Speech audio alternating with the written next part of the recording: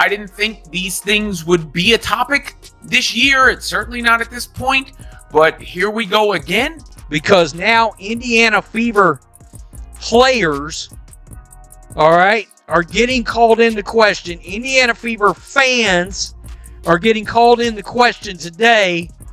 We got one post on here where somebody's literally calling, they're talking about there should be a boycott. That's what it really is, of the All-Star game over player safety. The WNBA has initiated a full investigation after Angel Reese reported that fans verbally targeted her with offensive remarks following her tough loss against the Indiana Fever. However, what's unusual is that there is no video or audio evidence supporting these claims. Following is a statement from the WNBA regarding yesterday's game in Indianapolis. The WNBA strongly condemns racism, hate, and discrimination in all forms. They have no place in our league or in society. We are aware of the allegations and are looking into the matter. Now, I agree with strongly condemning racism, hate, and discrimination in all forms, and I agree they have no place in our league or in society. Agree. What we do have is footage of Angel Reese being thoroughly outplayed by the Fever, while Caitlin Clark delivered an impressive performance. Is this just a convenient distraction from a tough loss on the court? Do you think the allegations are true? Share your thoughts in the comments below. Now, let's take a closer look at what really happened. Look, Angel Reese supporters are losing cabin pressure as we speak. It is ugly. I mean, ugly. Some of the most vile, hateful things I've ever seen are being said on Twitter X right now. This should have nothing to do with skin color, but they're making it about that. You better believe it. The sports players, just like any other sport, they're open to criticism. So, what usually happens when a basketball player faces a tough loss on the court? In some cases, claims of racial verbal abuse arise, often without any concrete evidence. That seems to be the situation with Angel Reese and the Chicago Sky after their heavy defeat by the Indiana Fever. I would not have put out a statement about anything until the actual investigation was concluded. I do not see the benefit of the statement now. It makes the story 10 times bigger than it was. So from that kind of standpoint, I just don't get it. Let's break down what Reese and her supporters actually claimed happened after the game. Social media quickly erupted with posts accusing Fever fans of making inappropriate remarks toward Reese. These text-only accusations spread rapidly across Twitter and Instagram, gathering thousands of retweets and comments within hours. In response, the WNBA promptly announced an investigation as part of their No Space for Hate initiative. Really hope this isn't in response to some of the stuff that's been floating around on social media in the last day or so. Allegations made in text form with no backing or any video or even any evidence that the person who's making them was in attendance. And the thing about sounds, which has been debunked by other video evidence. I really sincerely hope that the league did not respond to that. But hold on, despite these serious allegations triggering a full league investigation, not a single video, audio clip, or independent witness has come forward to confirm the claims. Think about that for a moment. In an arena packed with thousands of fans, many recording every moment on their phones, alongside numerous broadcast cameras and courtside microphones, no evidence has surfaced. This isn't how it usually plays out when fans actually misbehave at sporting events. We typically see proof almost immediately. Remember when a fan threw popcorn at Russell Westbrook, or when someone in the front row verbally challenged Caitlin Clark last year? Video evidence appeared within minutes, not days. Yet here, we only have text posts as supposed proof. For one, let me put it out there, I don't believe for a second that Indiana Fever fans were yelling racial slurs where there were television mics down by the court. I don't believe it. They would have gotten thrown out of the arena.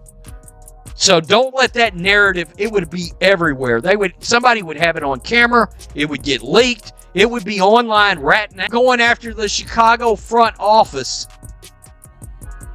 about clear racism and uneasiness the players feel playing in that arena.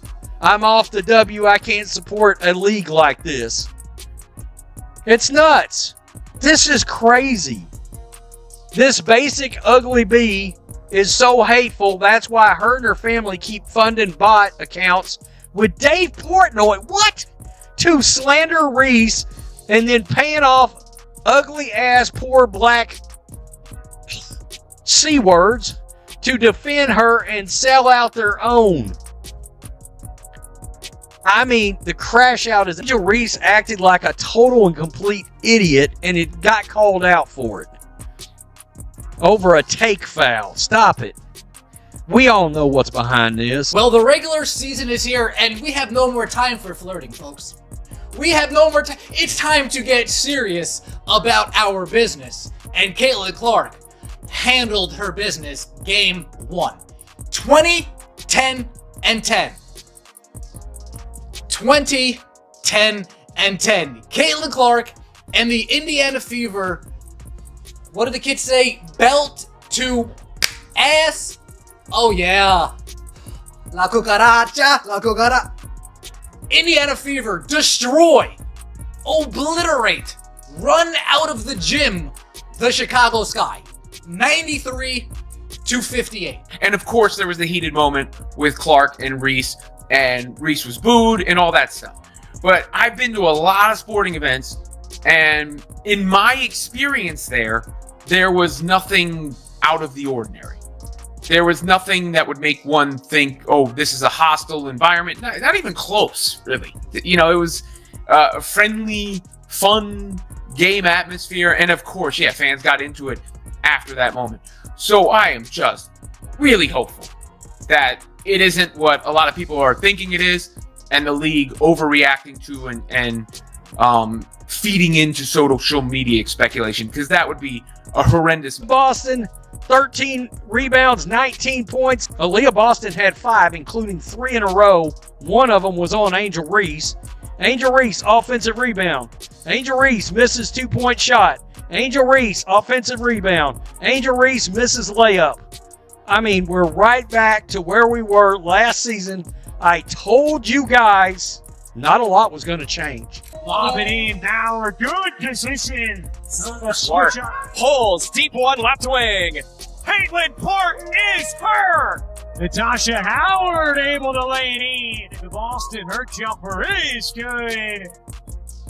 I think we have a group that's much like the Pacers. We've got a lot of great balance. Still on the bounce, 3 seconds to go in the half. Caitlin, left wing, off balance 3. Got it! Caitlin connects ahead of the halftime buzzer. She is 1 of 1. A screen. Clark, 1-3. Buries it. She starts 2025 with a triple-double. On the nuclear fallout, that's exactly what it's been, over the take foul, as Caitlin Clark is calling it, and that's a great way to say it.